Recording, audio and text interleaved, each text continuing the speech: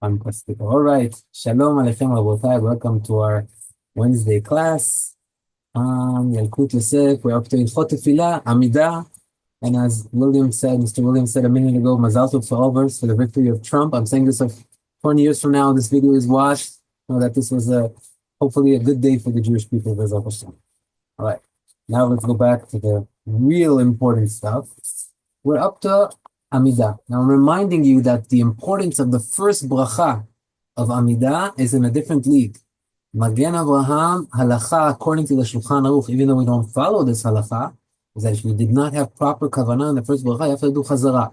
We've learned that if you, oh my God, I see we have a first timer here, Mr. Brian Amatian, Baruch haba, welcome. Yona joined us as well, shalom, shalom.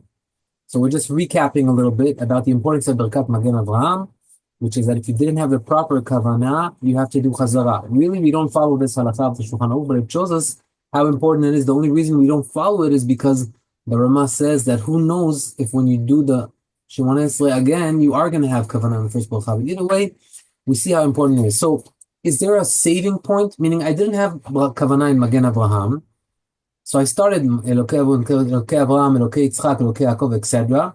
Before I said Baruch Ata Hashem Magen Avraham, I'm still in the middle, but I just didn't have kavanah in the first, 20 words or whatever it is. What do? Says the Yalkut Yosef, you go back to Elokeinu, Elokei Avotenu, Elokei Avraham, Elokei Yitzchak, Elokei Yaakov. Don't say the Baruch Ata Hashem, don't say the bracha again, but you're allowed to go back, you're stopping in the middle of your bracha, and rewinding to the point after Baruch Ata Hashem, and continuing from there. And that do with kavanah. Of course, if you already finished the beracha and you did not have kavanah, then we learned that you don't have to go back because there's no guarantee that you'll be successful. But if you're still in the middle, if you haven't said Baruch Ata Hashem Magen Avraham, stop, go back to the beginning of the bracha, not completely to the beginning, but Elokeinu Elokei Avotenu, and continue from there. Okay. Now, what happens if I remembered after Magen Avraham, and now I'm about to say Ata Gibor Leolam Hashem. I finished the beracha, but I did not begin the next bracha. Interesting halacha by the Yalkut Yosef. You know what he says? He says, do the Rambam trick. The Rambam trick, anybody remember the Rambam trick? According to the Rambam, if you say the bracha in your mind, it's as if you actually said the bracha. That's a famous Rambam we should all remember. Rambam holds, if you have we use this Rambam. If someone doesn't remember, if you said Asher Yatzar, for example, after the bathroom, you do the Rambam trick. You say Asher Yatzar in your mind, and then according to the Rambam, you said the bracha, but according to all the poskim, you didn't say Hashem's name in vain. In case you did say it, that's a very good solution. Says the Yalkut Yosef, that's what you should do over here. You finished Magen Avraham, oh my God, I didn't have kavanah. Okay, in your mind, Baruch Hashem, Elokeinu, Elokei Avotenu, Elokei Avraham, etc. And then he continues after he has the whole kavanah in his mind. Ata Gibor, he goes to the second bracha. However, if he remembered in any other stage, meaning any time after he already started the second bracha, he keeps praying, he doesn't stop. But there's another point that it's worth it for him to have kavanah. Says the Yalkut Yosef, some poskim hold that there's not just one place that you have to have kavanah, but there's two. One is Magen Avraham. Anybody want to guess what's the second part that some poskim hold that you have to have kavanah? Modim anachulach. The thank you, the praise to Hashem. So says the Yalkut Yosef, if you didn't have kavanah in Magen Avraham and you already started the second bracha, at least when you get to Modim, come on, this is like your second chance. No, don't strike twice. Over there, try to have kavanah when you get to Modim. Try to focus and have kavanah over there. Okay. He gives advice. What is the advice to have kavanah?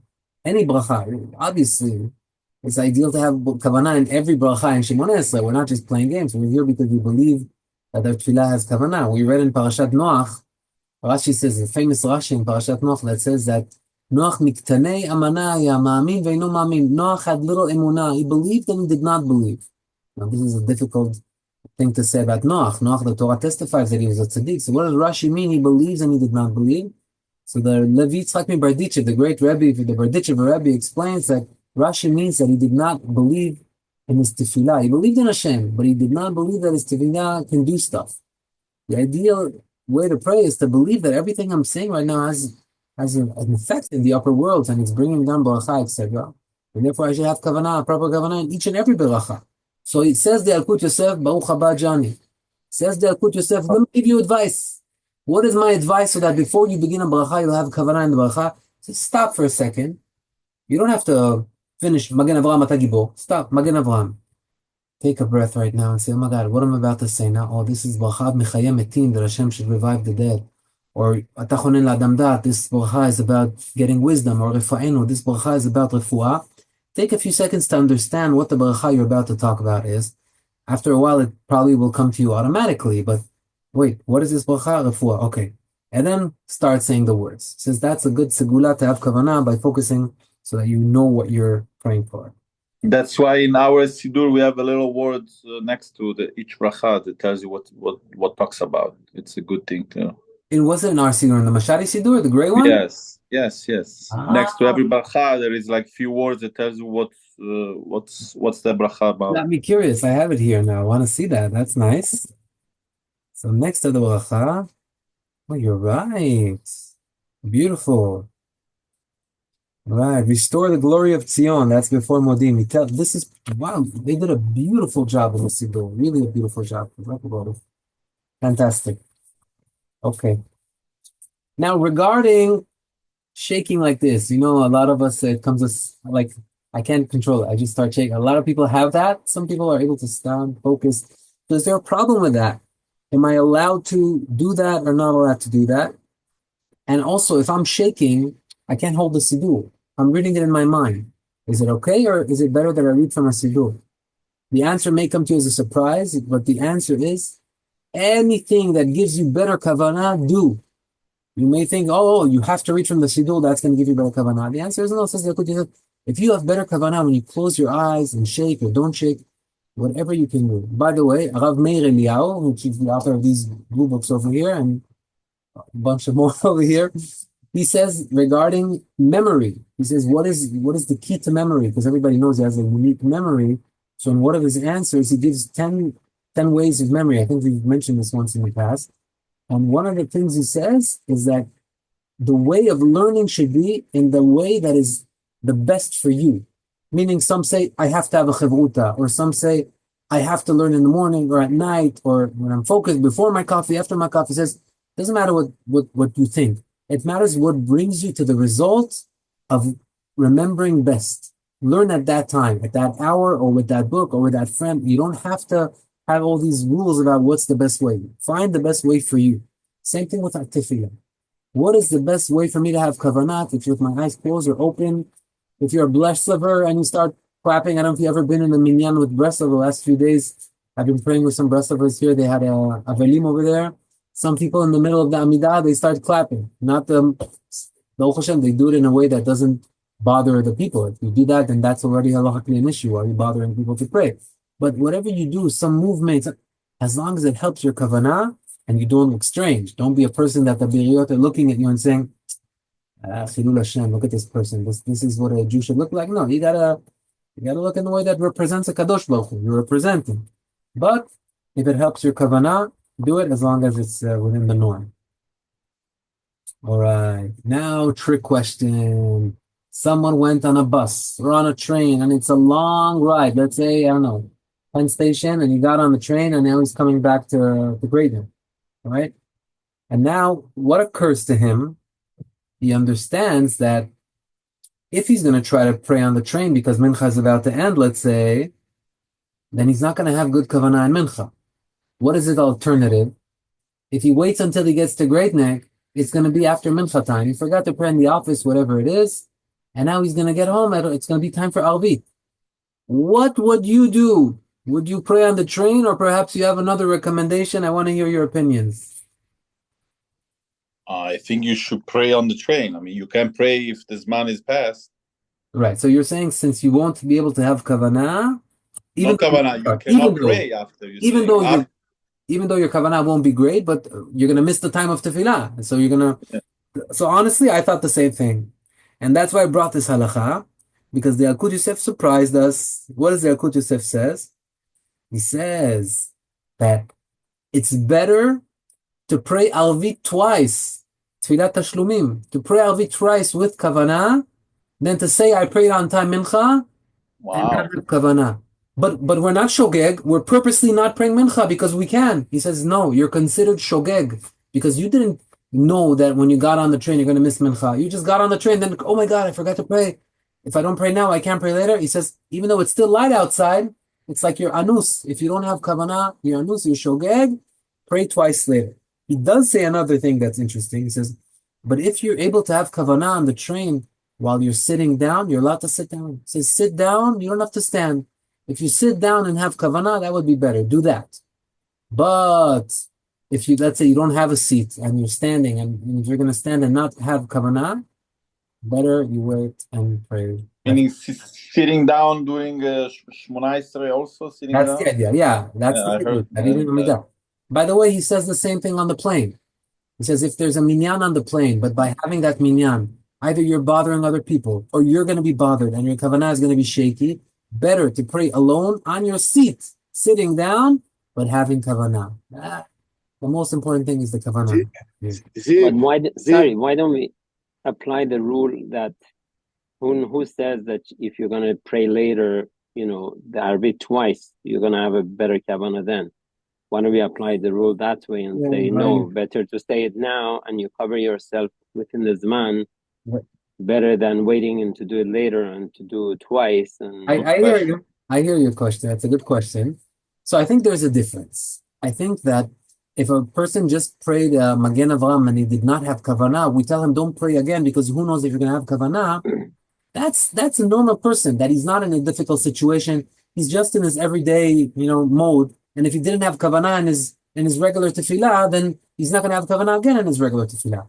But a person that is standing on a train in public and he gets awkward and he's not able to have kavanah because he's right and left, there's reason for him not to have kavanah. So he will most likely have kavanah when he goes to the Beit Knesset or when he gets home. At least in potential, there's maybe a lot. I think that's the potential is better. Yeah. Interesting. Was there something? Ziv, I have a question. Probably. So I don't usually wear a kippah, and let's say I want to pray on the plane. So sitting down, you said is allowed, but how about not wearing a kippah if you want to pray? Because then you don't have kavanah because you can't focus because you're distracted. How does that work?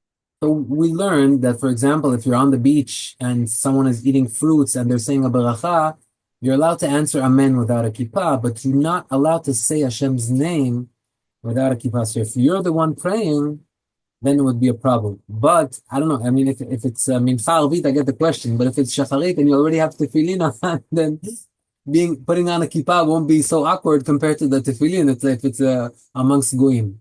But let's say it's mincha. Well, it happens. It happens. I want to play at night. I want to say arvit.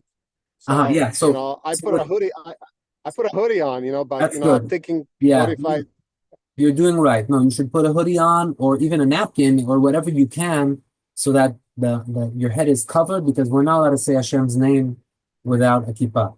Halachically, you're allowed to be without a kippah. Today, Yalkut Yosef says we want to show that we are, part of the Jewish people and etc. And we should wear a kippah. But the dry halacha is that's not a requirement. But the dry halacha is that if you're saying Hashem's name, you do have a hair cover. In fact, and this will be surprising, Rav Ovadia, Zecher Tzadik Livracha, it was his Hilulah this week. Rav Ovadia said that even girls that aren't married yet, they don't have to, but if they can put some sort of hair cover on their head while they're saying brachot or Shem Hashem, it would be better. We don't see this. They don't teach it in the schools, but some Haredi schools in Israel, the girls, they put a hair, some sort of cover, I don't know what it would be when they pray. Meaning there's an importance to have some sort of cover on your head when you say Hashem's name. So definitely when you're praying on the plane or whatever, the hoodie is a good solution, but it could be anything. If you're trying not to get attention, anything, a hoodie, a hat, or whatever, as long as your hair is somewhat covered, then you cover that position. Okay. Moving on? Thank you. Okay. Now, there's something called iyun tefillah. Iyun means to look deeply into. So what does it mean, iyun tefillah, to look deeply in my tefillah? Iyun tefillah is a phrase about a person that, let's say I had a very successful tefillah, I felt a connection with Hashem and it was great. So the me'ayan tefillah, he who does iyun tefillah means that he's looking at his tefillah and saying, Hashem, I definitely deserve to be answered. I know my tefillah was good. Why are you not answering me? There's no reason why. I did my best. I really prayed with all my heart. I was there. There's a person that does that is called iyun tefillah and it's asur. Why? What's the problem with that? Because if I think that I deserve, because I pray, so definitely I deserve after that tefillah, then by thinking that way, in Shamayim, they're opening your books, says the Yalkut Yosef. They're opening your books and saying, let's see what you deserve. You think you deserve something? Let's see. And then they open, today, 3 Lashon Hara, 2 Rechilut, 2 this. We don't know if you deserve anymore, right? So definitely don't ever think that. He says the right way to think about your tefillah, even if it was the best tefillah with the best kavanah and tears and whatnot, is if Hashem has mercy on me, He will answer my tefillah, and I believe He does have mercy on me. But it's all mercy. I don't deserve anything. No matter how good you are in your tefillah, that's part of being a Jew. Is to think, I don't deserve that. Whatever I'm getting from Hashem is a gift. All right. Now, next topic is tarud. Someone that his mind is not here. He has a very big deal, or his wife went somewhere and she's not home yet, and he's worried. Something is on his mind, and now he wants to pray. So the Rambam says, halachically, if your mind is somewhere else and you cannot focus, asur, you cannot pray. Don't pray. You miss mincha, you miss whatever you miss, you miss. You cannot pray when your mind is not there.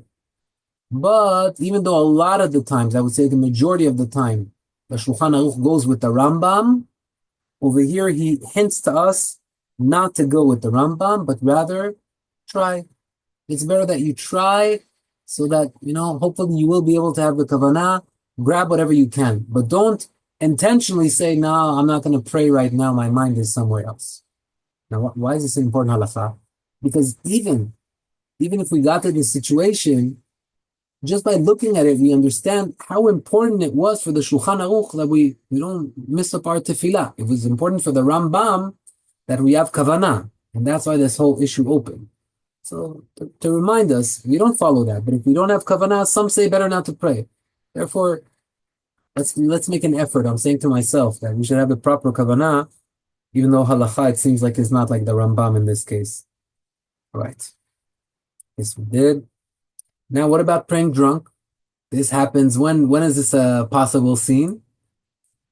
Purim, right? Purim, I've seen in my own eyes, crazy, crazy thing. Purim, stuff happened. So now someone's drunk, but let's say it's not Purim. Let's say it's a wedding, and the father of the bride during the ketubah did a few lechaim, and then they want to do arvit. Someone is drunk. So what's the criteria? How drunk do I need to be? Is it a problem to pray or not a problem to pray? Let's go into that a little bit. So the halacha says that there's something called revi'it. Revi'it is about 3 ounces, right? Like maybe 86 grams or so. That's a revi'it. That's what we need to drink on Leil HaSeder. 4 kosot. Each kos has to have a revi'it. The numerical value of kos, kaf, vav, samech. Kaf is 20, vav is 6, samech is 60, 86. So easy to remember. That's a revi'it. So he says, if you drank more than a revi'it, okay? You drank more than that cup of Pesach, and you've come to a place where if a king was standing before you, king, prime minister, whatever it is, someone important, you won't be able to talk to him in a proper way. Says halacha, that's an abomination tefillah, and if you prayed like that, you would have to repeat yourself. Let's say you have the hiccups and you're not focused, and if a king was here, you would think, is this guy okay? Tefillah like that, if you prayed, you have to repeat. But only Amidah, meaning you're allowed to say amotzi, you're allowed to say chakol, you have to say berachot, akol beseder. Just with the Amidah, you have to have the ability to stand before a king, and if not, you have to repeat that tefillah.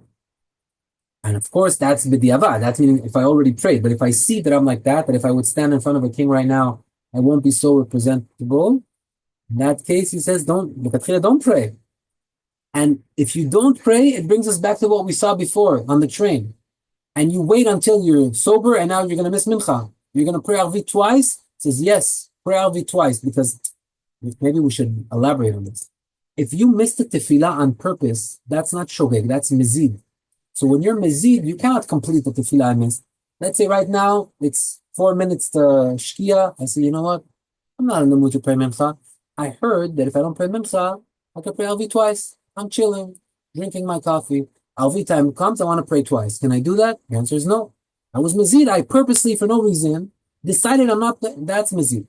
But if you are shogeg, says the halacha, if you are anus, something happened or by mistake, then you're allowed to pray twice. He says, even though you are aware that you're missing mincha now because you're drunk, still you're considered a shogeg, not just on Purim. In any situation, you had something to drink, and you're focused in front of a king won't be presentable, then you're allowed to push off your tefillah and pray twice again. However, what am I able to do, says the Yalkut Yosef? If there's 9 people that say, can you be our 10th for minyan? They go, oh, I'm drunk, I'm not allowed to pray. We didn't ask you to pray, just be the 10th. Says Yalkut Yosef, you're allowed. Ben Ish Chai says, asu. Ben Ish Chai says, no, he can't even join for those 10. But according to Yalkut Yosef, we need a 10th guy or 2 drunk 10 guys, no problem. You guys join us, as long as you're not... What do you mean? Sorry, you mean join just for them to be able to pray, or join Yes. and pray? No. So Just join but don't pray. answer the Kaddish so that they have 10 people answering in the minyan. But right? don't pray the Shemona Esrei. You don't pray the Shemona Esrei, yeah. Answering, you're allowed to. We also saw that even berachot, you could say shakol, this, that. So there's something is happening over there, right? Because Right. we spoke about a certain level. The next topic that we're going to talk about is shikol kelot, drunk like lot. Ziva, I have a question. Chavod. What happens in the Pesach The Haggadah. the Seder of, not the Pesach Seder, that we drink 4 of these when we do like Birkat Hamazon at the end also. By that time, I'm drunk, so we're not supposed to pray. No, only Amida. We said only Amida is a problem. This is only Amida, not other prayers. Oh, okay. Yes. The question is in place because Amida usually has the same status as Birkat Hamazon. It's one of the only brachot that's from the Torah. But from what I saw in Yalkut Yosef, he distinctly says Amida, all the other brachot you can say. Right? Now, what if you are in a different level of drunkenness? The halacha calls it shikol kelot. We all remember who Lot was. Soon we're going to read about him in the Parashat Shavua. Lot got so drunk that he didn't even know that his daughters wanted to marry him so that they could bring children. They thought if Sodom is destroyed, there's no more humanity, and they wanted to bring children to continue the world, and they went with their dad. They got him drunk. So he was so drunk that he wasn't even aware that he's going with his daughters.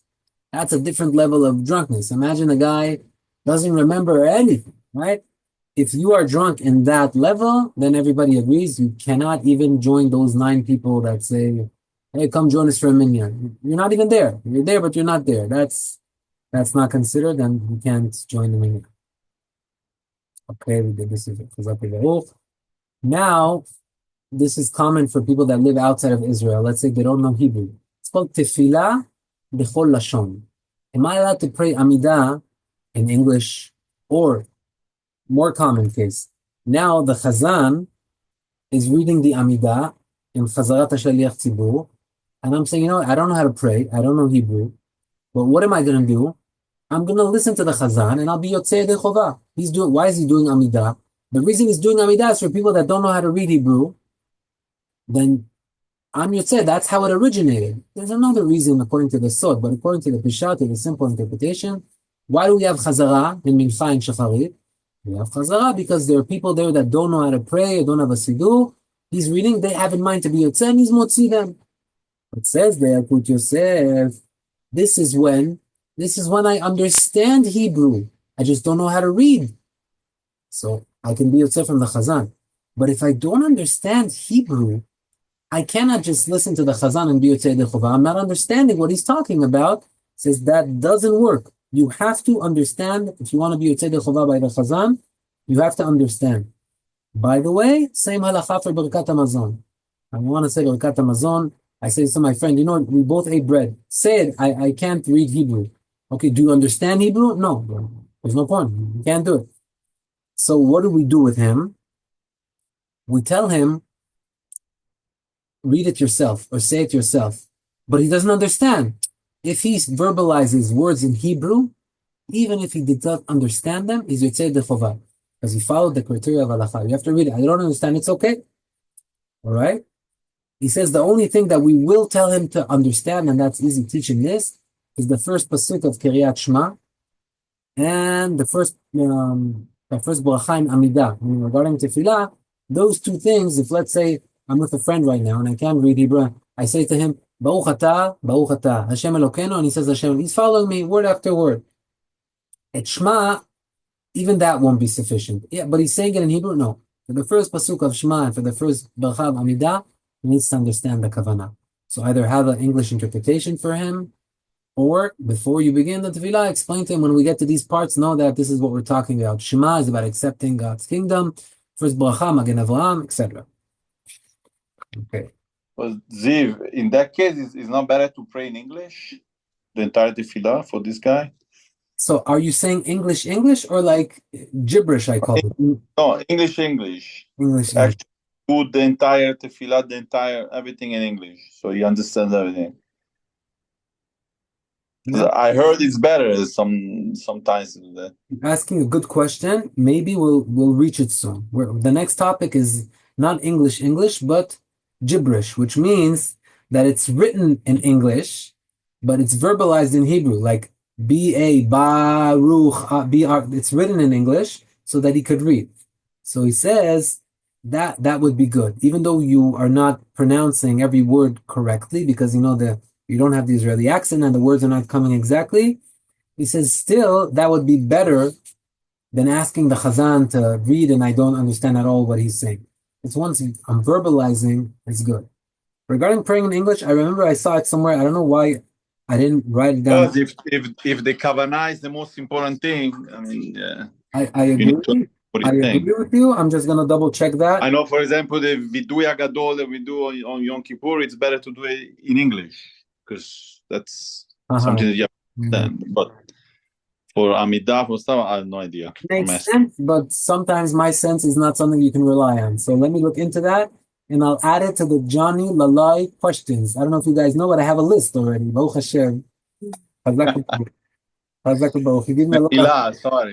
My rabbi taught me when I used to live in Tel Aviv when I was a soldier, and Baruch Hashem, I used to go to a shiur in Tel Aviv, and the rabbi, a lot of the times, he would give a shiur, hour and a half, and he'd leave us with a question. We go, Rabbi, you have to us with a question. What's the answer? You guys look for the answer. Next week we would come and give the answer. So you know what I just did? The whole week, I was sitting on my chair, not doing anything. You guys were learning Torah because you were trying to find the answer to my question. And my bank account of all the Torah goes up. Why? Because I got this. So your bank account is growing and you're sending me to find answers. Said it. I like it. I should learn from you, Johnny. Okay. No, seriously, it's a good question.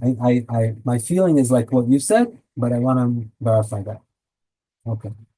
Now, what happens if I want to pray with Ashkenazim? I don't know if you guys have let's say, Young Israel, but he's specifically talking about Ashkenazim, that their slang is different. Let's see. First of all, regarding Nakdishach v'Naritzach, that's what we say. The Ashkenazim say, Nekadesh et Shimcha ba'olam. What do you do if you're praying in their minyan? Usually we say, don't change. You have to be like everyone else. No, regarding the Kedusha, let them say Nekadesh et Shimcha ba'olam, and you say Nakdishach like the Sfaradim say. All right? But what if they say, hey, you have a nice voice. Come be our Shaliach Tzibur. Am I allowed to or not allowed to? So, everything okay? Okay. Allah. What if they tell you, we want you to be a Shaliach Tzibur? Can you be a Shaliach Tzibur? He says, depends.